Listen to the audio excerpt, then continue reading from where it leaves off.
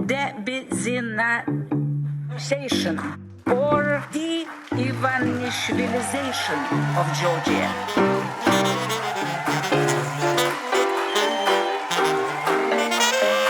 What does it mean, de-oligarchization?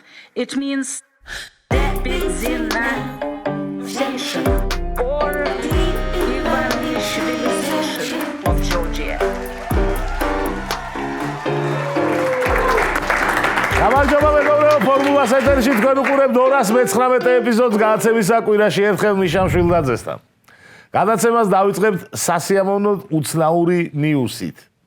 კოცები უკრაინას გენერატორებით დაეხმარებიან. განკარგულებას ხელს აწეს ირაკლი კობახიძე.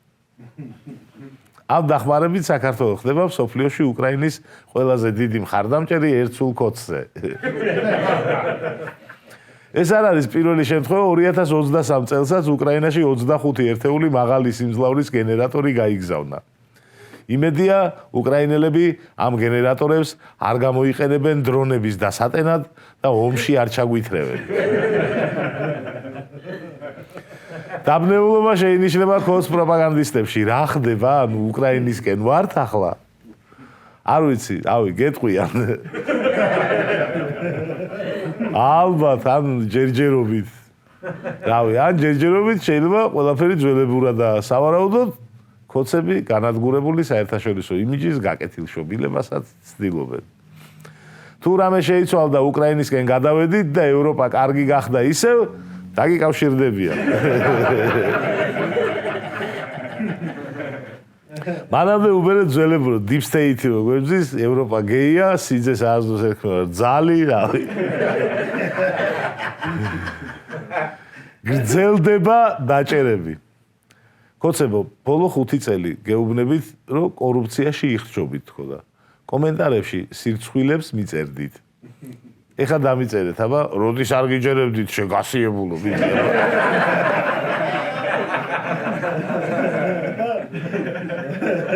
სახელმწიფო პოლიტიკური პირის მხრიდან სამსახურებრივი უფლებამოსილების ბოროტად გამოყენების ფაქტზე საქართველოს რეგიონული განვითარების და ინფრასტრუქტურის მინისტრის ყოფილი მოადგილე კობა გაბუნია დააკავეს. საქმე ეხება თაღლითურად დაუფლებულ 9 მილიონ ლარს.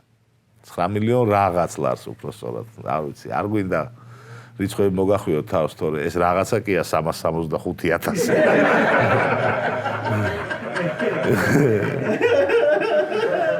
გაირკვა, რომ მუნიციპალური განვითარების ფონდიდან 30 საბავშვო ბაღის რეაბილიტაციისთვის გამოყოფილი 9,365,801 ლარს თაღლითურად დაეუფლნენ ბიჭები.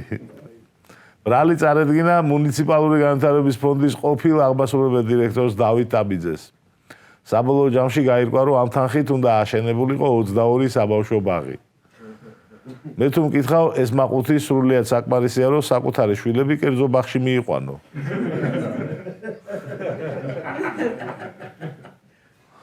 ამის გარდა ქართული ოცნების პროკურატურამ სამსახურებრივი უფლებამოსილების ბოროტად გამოყენების ფაქტზე შემოსავლების სამსახურის უფროსის ყოფილი მოადგილის ვლადიმერ ხუნდაძის მიმართ სისხლის სამართლებრივი დევნა დაიწყო. ეხლა მოგიყვებით, რაც ხდებოდა. ვლადიმერ ხუნდაძეს პირადი ნაცნობა აკავშირებდა ბორის გოგიჩაიშვილთან, რომელიც თანამზრახველებთან ერთად გორში აწარმოებდა უცხოური ბრენდების ალკოჰოლურ სასმელებს, ვისკის და არაყს. გახსოვთ ხო ეს ამბავი? გოგიჩაიშვილმა დასახმარებლად მიმართა ვლადიმერ ხუნდაძეს, რომლის სამსახურებრივ უფლებამოსილებასაც საბაჟო პროცედურების კონტროლი და ზედამხედველობა წარმოადგენდა.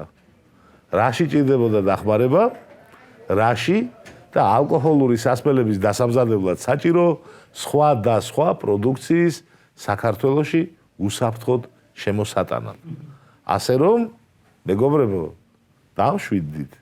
ყველაფერი გორში არ იყო წარმოებული. რაღაცები შემოქონდათ საზღვარგარეთიდან. არალეგიტიმურ პარლამენტში ასეთივე ინფრასტრუქტურის მინისტრი რევაზ სოხაძე სიტყვით გამოვიდა. ამ გამოსვლაში აღნიშნა, რომ მუნიციპალური განვითარების ფონდის საქმიანობის შესწავლის შედეგად გამოვლინდა, რომ მიმდინარე პროექტები 75%-მდე პრობლემურია. 75%. ანუ რაღაც პროექტები კი არ არის პრობლემური. გარკვეული პროექტები კეთდება და ისე დედა აქ მოტყნული ყველაფერს. აი გარი. ანუ მეოთხედი კეთდება დააჩე პრობლემა. რევას სოხაძე. სამწუხაროდ გამოიკვეთა მთელი რიგი პრობლემები. პროექტების დაგეგმვისა და ზედამხედველობის სუსტი სისტემა, რაც მრავალი დაგვიანებული ან სრულად შეჩერებული პროექტის მიზეზად იქცა.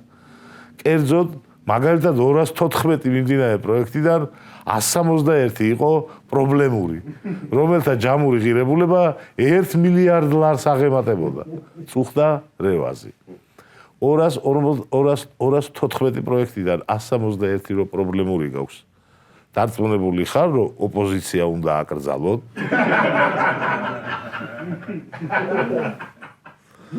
აი, მაქედან აიქ როგორ მოდიხარ? გაიგე, 214 პროექტს ვაკეთებ ქვეყანაში, 161-ს ვერა აქედან. ამიტომ მოდი ავკრძალოთ ოპოზიცია.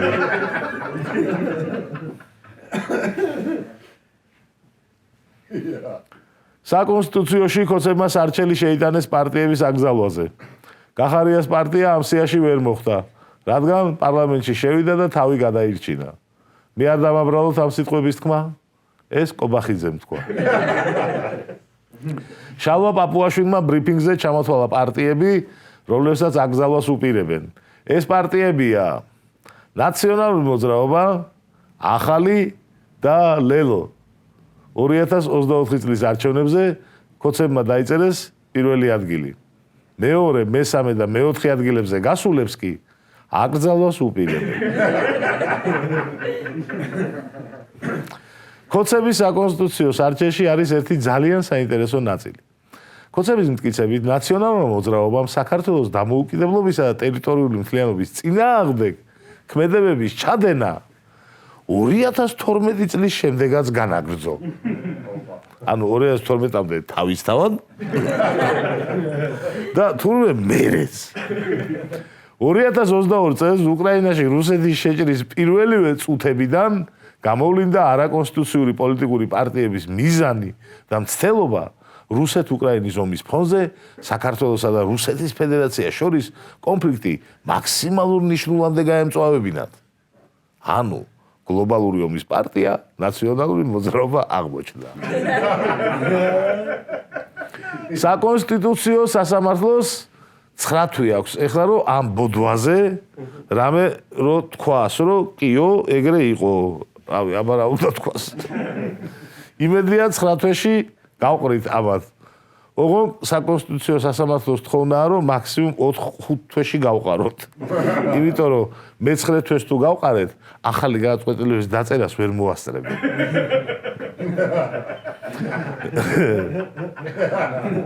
მოკლედ, ნაცებმა, ახლებმა და ლელომ დაკარგეს ტერიტორიები და საქართველოს ომში ჩათრევა სურდათ. მაგრამ პარლამენტში რო შესულიყვნენ, ეს ასე არ იქნებოდა. აი ეგეთი ამბავია.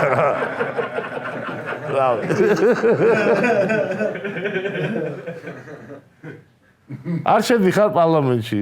всё, დაკარგე ტერიტორიები. რა ვერ გაიგეს ის? მარტივია. ცუდი ამბავი გვაქვს მათთვის, ვინც ურანს ფლობთ და გაყიდვას აპირებთ. ხოცებმა ჩინეთის 3 მოქალაქე დააკავეს, რომლებიც 2 კილოგრამ ურანს ყიდულობდნენ. სუსის განცხადებაში ნათქვამია, რომ ჩინეთის ერთი მოქალაქე შემოიპარა საქართველოში, მერე ამ ტიპმა ჩამოიყვანა ურანის შეძენით დაინტერესებული ექსპერტები და ქვეყნის მასშტაბით აქტიურად დაიწყო ბირთვული მასალის მოძიება. მოიძია ურანი და ფასზე რო ვაჭრობდნენ, მაგ დროს დაიჭირეს. თქვენ გონიათ, რომ მე ხა ვალამაზებ ამბავს და მოდით მაშინ ოფიციალურ განცხადებას წაიკითხავთ სიტყვა-სიტყვით. ჩინეთის ერთ-ერთმა მოქალაქემ, რომელიც საქართველოს ტერიტორიაზე რეჟიმის დარღვევით იმყოფებოდა, საქართველოში ჩამოიყვანა ურანის შეძენით დაინტერესებული ექსპერტები და ქვეყნის მასშტაბით აქტიურად დაიწყო ბირთვული მასალის მოძიება. ხსენებულ საქმიანობას ჩინეთიდან კოორდინაციას უწევდნენ დანაშაულებრივი ჯგუფის სხვა წევრები. უკანონო გარიგების დეტალებზე მოლაპარაკების პროცესში მიღებული ოპერატიული ინფორმაციის რეალიზების შედეგად მოხდა დამნაშავე პირების იდენტიფიცირება და მათი დაკავება. ანუ, ზუსტად ეგრე როგორც გითხარით, შემოიპარა ხალხი, ჩამოიყვანა, ურანი მოიძია მოლაპარაკების პროცესში, გამყიდველურებნებოდა ვერაცმა 400,000 ბეთი ტონმა თაღები. აი მაგ დროს დააკავეს ყველა. ბოლო წლებში მე სამი შემთხვევა მახსოვს, რომ ურანზე ხალხი დაიჭირეს. შეიძლება მეტი იყო, რავი, მე სამი მახსოვს. ბიჭო, დაანებეთ ამ ურანს თავი. ხო ხედავთ, რომ არ გამოდის ამ ურანის ჩუმად ყიდვა, გაყიდვა. ეგრევე იფაქტებით. რავი, ასხივებს ალბათ ეგდე და რავი, ეგრევე მოდიან, რავი მე. ვაა. და კიდე რას ვიხსენები, იცი, საჩითავს საქართველოში ამდენი ბირთვული მასალა, რომ მინიმუმ მესამე შემთხვევა უკვე ურანზე ადამიანების დაჭერის. ანუ გვიგდია სადმე თუ რავი, ატომური სადგურები ჩვენ არ გვაქვს. იმედია ხაჭაპურში არავინ უშვება, რავი.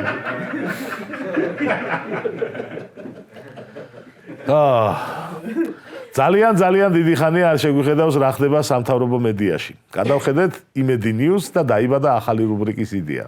რუბრიკა რა ხდება იქით. ამჯერად სათაურებით შემოვიფარგლებით. კონგრესმენი ანა პაულინა ლუნა გერმანიის მთავრობას განსხვავებული აზრის დევნაში ადანაშაულებს. ანუ ესენი ხო იქ გერმანიის დემოკრატიაზე წუხან რა. ეკონომისტი უკრაინა საშინელი ფინანსური კრიზისის წინაშე დგას. გაიგე თურმე. თურმე ქვეყანა რომელიც 4 წელია ომობს, ფინანსური კრიზისი მართლა კაცო. ნიდერლანდებს სლოვაკეთისთვის ევროკავშირში ხმის მიცემის უფლების ჩამორთმევა ტრადიციული ღირებულებებისადმი ერთგულების გამოსვლით. ანუ სლოვაკეთს აქვს ტრადიციული ღირებულებების ერთგულება და ნიდერლანდები ამისთვის ჯიან რა. თუ თქვენ ტრადიციული ღირებულებების ერთგულებო ესე. გერმანული მედია ურსულა ფონ დერ ლაიენი და კაია კალასი ერთმანეთს დაუპირისპირდნენ. გერმანიაში საკანონმდებლო პროცედურების გამარტივების შემდეგ 22,000-ზე მეტმა ადამიანმა სქესი შეიცვალა.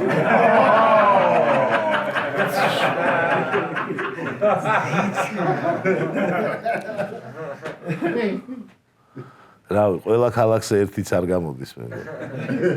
რობერტ ფიცო სლოვაკეთი 1 ცენტითაც არ მიიღებს მონაწილეობას უკრაინის სამხედრო ხარჯების დაფინანსებაში. ორბანი თუ გინდა შევინარჩუნოთ მშვიდობა უნგრეთში, არ შეგვიძლია ბრიუსელის დინებას მივყვეთ. ანუ, აი ასეთი მდგომარეობაა დასავლეთში. კიდე კაი ევროპისკენ აღარ მივდივარ. კიდე კაი.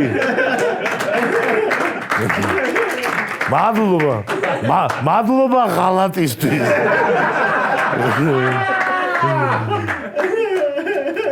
სადღაც 3 წელია რომ იმედი ნიუსი აღარ შევსვა. ეს ნიუსი რო წავიკითხე 2022 წელს, აი ესე წერდნენ. 35 მილიონ ევროპელს გათბობასა და საკვებს შორის არჩევანის გაკეთება უწევს. და მე კითხვას ვსვავდნენ, რატომ? ხო და ნეტა რა მოხდა ამ ამბავზე? როგორაა ახლა ეს 35 მილიონი ევროპელი? რა აირჩიეს ნეტა? 2022 წელს ევროკავშირის მოსახლეობა იყო თითქმის 457 მილიონი. ახლა არის 450 მილიონი. 3 მილიონი მოემატათ. როგორც ჩანს, საკვებზე გააკეთეს არჩევანი.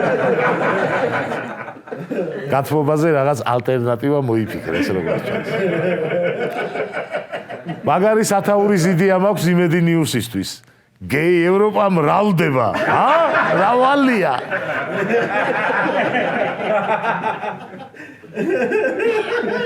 ეს იყო რუბრიკა რა ხდება იქით.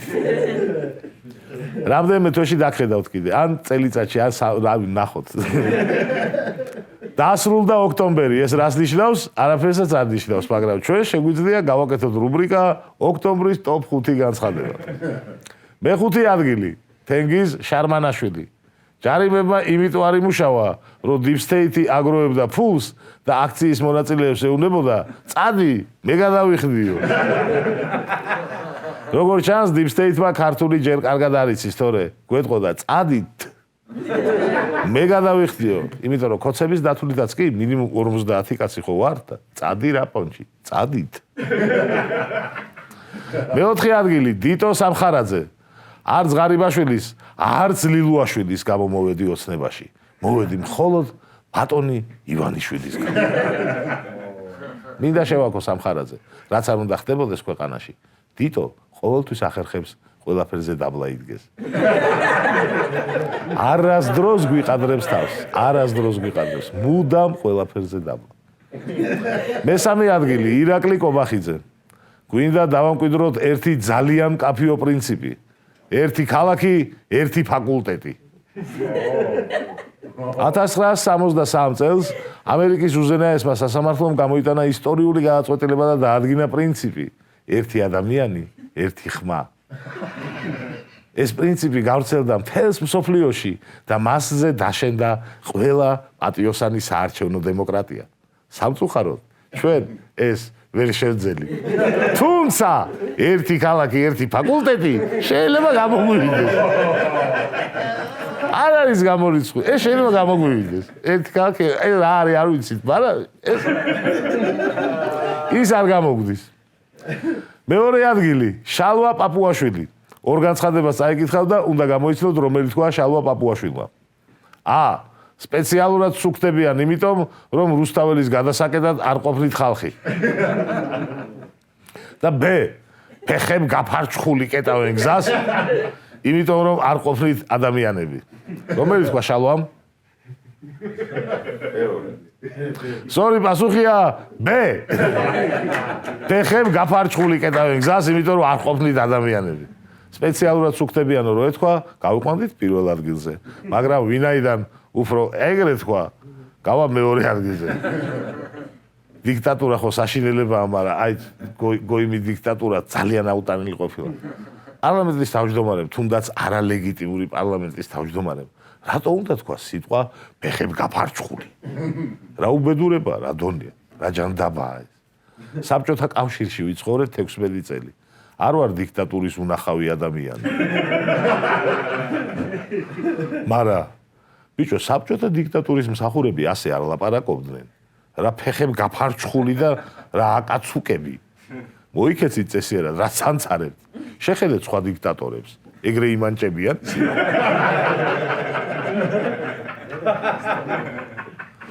პირველი ადგილი მიხეილ ყაველაშვილი.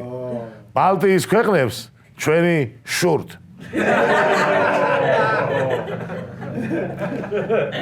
ჩვენი არა მიხეილ. შენი შურთ.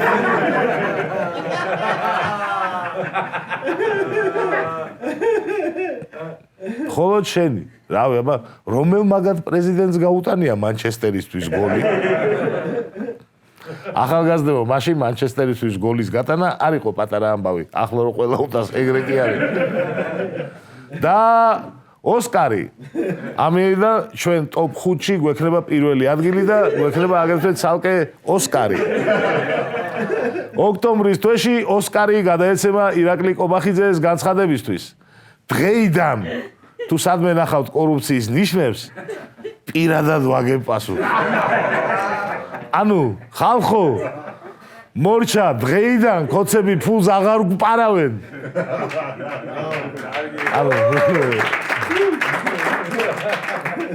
ისე ამ კობახიძეს მართლა ყველაფერში ეტყობა, რომ ტიპიკური ქართველი არაა.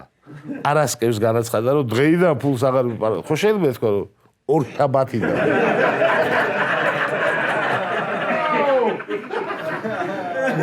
გაიგე, ორ შაბათიდან всё, ეთქვა რა. იმიტომ შაბათ კვირა იგულავე, ორ შაბათიდან უღა მოიპარავ, ხო? არა. არასკევიდან აღარ იპარავენ ფულს ესენი. არასკევიდან ხალხის ფულს აღარ ვიპარავთ. კარგი, ახლა ჭორები. იდეალური დროა ამ რუბრიკისთვის. ყველას იჭერენ, არავინ იცის რა ხდება. ასე დროს როგორ გინდა არ გააკეთო ჩვენი მოგონილი ჭორები.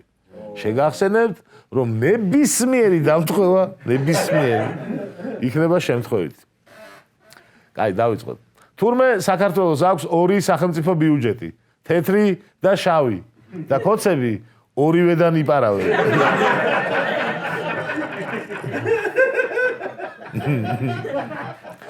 თურმე კალაზე ცოტა ხანი თავს აღარ იღებს.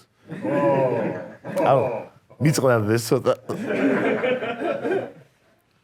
გორში აღმოაჩინეს იატაკქვეშა საწარმო, სადაც ფერარის და როლს როის აყავდებდნენ.